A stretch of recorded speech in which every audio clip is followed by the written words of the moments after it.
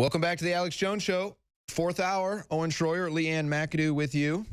And it has been a crazy week on the Hill. The inauguration is next week.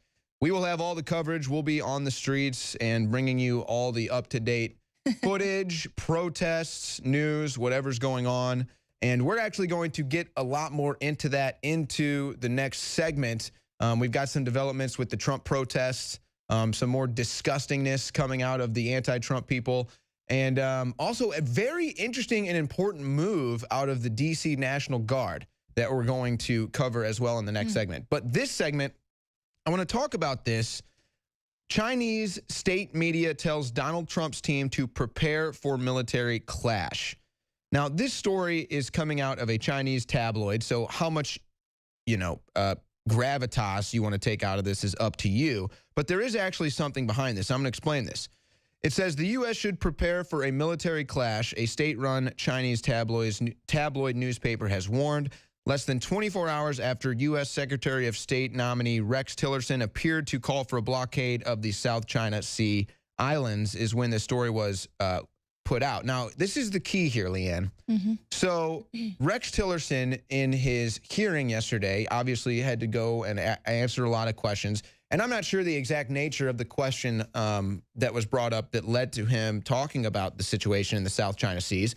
But basically, he brought up the situation, how there's turmoil and tension in the South China Seas.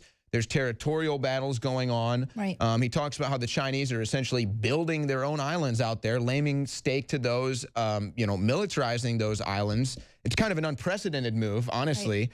Right. But also, it's a move that is making the other countries in the region not too happy about it. But there's something that they didn't talk about that's very important here that Rex Tillerson knows damn well, okay? Trust me. Now, the territory battle in the South China Sea goes beyond just territory. Right. There is actually a ton of oil in this region and a lot of oil exploration going on. Right. So this territory battle also has a lot to do with claims to the energy that's coming out of the South China Sea. And again, Rex Tillerson knows this, folks. Trust me. Oh, yeah. He knows this. So this is something, to me, Leanne, that is going to be kind of ongoing developing. Tillerson obviously knows this. They didn't really touch on it in the hearing yesterday.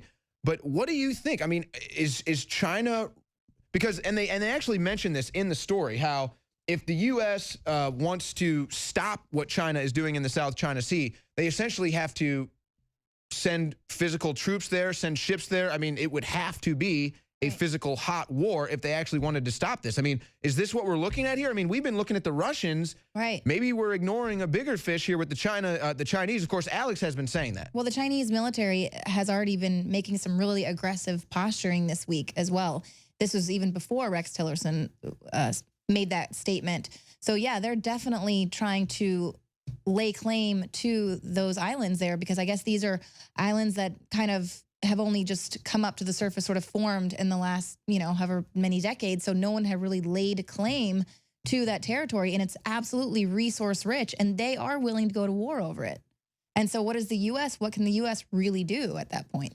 Well, what the U.S. can do, or what the U.S. has done in the past, is use the military-industrial complex, proxy wars to kind of politicize those regions so that they can bring in their oil executives to come take that energy and then filter that profit to whoever plays the game. You guys are fighting over this, so we're going to take it away from you. Right. We'll divvy it up fairly, believe me. So it should be interesting to see what goes on with that. But that's kind of the untold story within the story, is all the oil and the energy to be had there. And I'm just going to say we're this. supposed to have all eyes on Russia, but really, what about China? And I'm just going to say this about Rex Tillerson, and I'm not going to go too deep into this.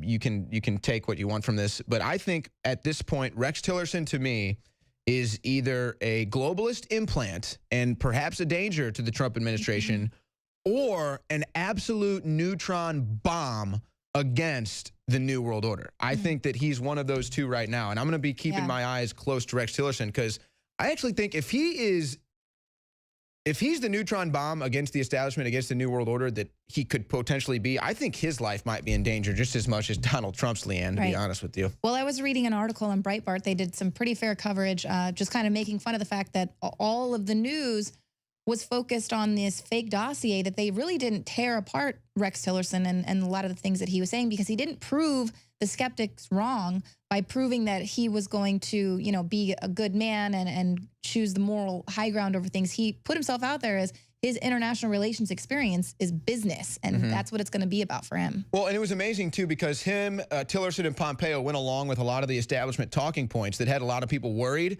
So I'm wondering if they're playing possum or if Trump really means it when he says, think to yourself. I don't know. More news on the other side, specifically regarding the inauguration. Owen Schroyer, Leanne McAdoo, Alex Jones Show, 4th hour. Communist China is the existential threat. Communist China was set up in power in 1949 by the Western powers, by the CIA, by the robber barons. China came out just yesterday, their official government newspaper, the People's Daily, and said, we are the champions of globalism and global government. We will prop up this worldwide system. Well, absolutely. They've been given both ends of the Panama Canal. They've been given all the major deep water ports. They've been given a global monopoly on rare earth minerals because they've made deals with Goldman Sachs and JP Morgan and the big central banks to leverage out economic control of the planet. Now, there was a public deal going back to the 70s, back when George Herbert Walker Bush was the main ambassador to China, when Nixon set up this deal, that they would be set up as an economic superpower by the 21st century, being dominant. It'd be the Chinese century. There's been literally thousands of articles, CFR reports on this, but the public isn't really aware of these deals that were made. They weren't official treaties, but they were deals. And in the deal, it was established that they wouldn't ever expand out of their own country, and that they wouldn't dominate the South China Sea, and that they wouldn't dominate Japan, and that they wouldn't be a major military power, but they could have nuclear weapons to, quote, defend themselves from Russia. Because, believe it or not, the Chinese have a real issue with the Russians more than us. We kicked the Japanese out in World War II. Again, our government put Mao Zedong in power. That was declassified a decade ago, actually more than a decade ago, I guess 2004, so 12 years ago. And the John Birch Society has been breaking that down since they were founded in the 1950s, expressly on the fact that our government had sold out to the communist Chinese. But that's a whole other subject, just giving credit where credit's due. Talk about being ahead of their time. And so the People's Daily last year said, we'll basically have war with you, we'll crush you, we're prepared for nuclear war, we're prepared for wars in the South China Sea or in the Pacific, period. We'll take back any islands we want, we'll invade the Philippines. They've been extremely belligerent. And they've also come out and said, we're going to defend globalism as it falls apart in Europe and the United States. We're going to empower it. And the Davos group's been bragging about that, you name it. It's the globalist multinationals with China and with the Islamicists against the rest of the world. The globalists double-crossed Russia as well. They had a deal going back to the early 1990s to not take over former Russian territories and Russian satellites like Georgia and Ukraine and others, if Russia did not expand outside of its borders as well. That deal's been broken for about the last 10 years. I mean, in fairness to Obama, he didn't break it. Bush did, but it accelerated massively in the last year, and really the last 8, but in the last year, it has gone to the edge of war. So there's major jockeying, major political changes happening around the world, major realignments, but the United States under a Trump presidency is going to be realigned with the UK, countries that break away from the euro, with any other nations that want to work with us, with Japan and others. And it's China, the global bankers, people like Soros, the Rockefellers, the Rothschilds, the same old combine, and the Islamicists. It's those three groups, that's the axis of evil, against the American Republic and our own global system of free trade and free markets and open governments, which was the original globalism that was being pushed by Eisenhower and others that then got hijacked. And instead of actually putting in good governments in the Middle East and places like that that were actually democratized and secular, by the 80s they reversed the program. Reagan really wasn't involved, but it happened. They reversed the program where they basically began to double-cross those nations and started putting actual tyrants in every time they could. So again, going back to Owen, the communist Chinese are openly, constantly threatening to attack the United States. They are constantly threatening and talking about how they can destroy us. They're using North Korea as a go-between group as well. So yes, these are real threats, and the American people are not made aware of them. What makes me angry is that they keep claiming in our news that the communist, Chinese aren't a threat while they're making these threats and while they're expanding, while telling us that Russia is the existential threat and has to be dealt with.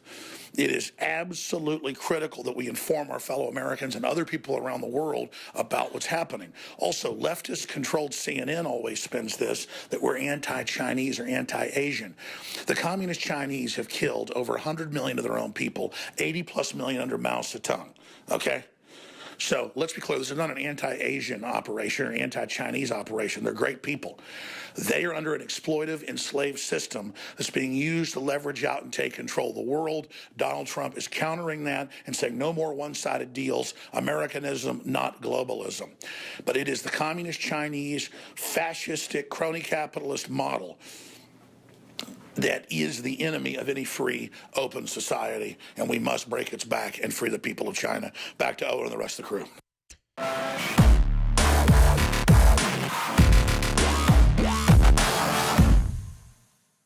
Look, I'm not going to sit here and say, see, I told you so, that communist Chinese-style net censorship was coming to the web, because it's already here. It's being announced. The way you keep the internet open and free is you get involved more than ever. Go to Infowars.com/app. A new battleship in the fight. Infowars Live, available right now. We're looking for a crew to man it. You gonna sit down and play games and be a trendy? Or are you gonna be part of history? Don't sit by and let the internet and free speech be stolen from you. Take action.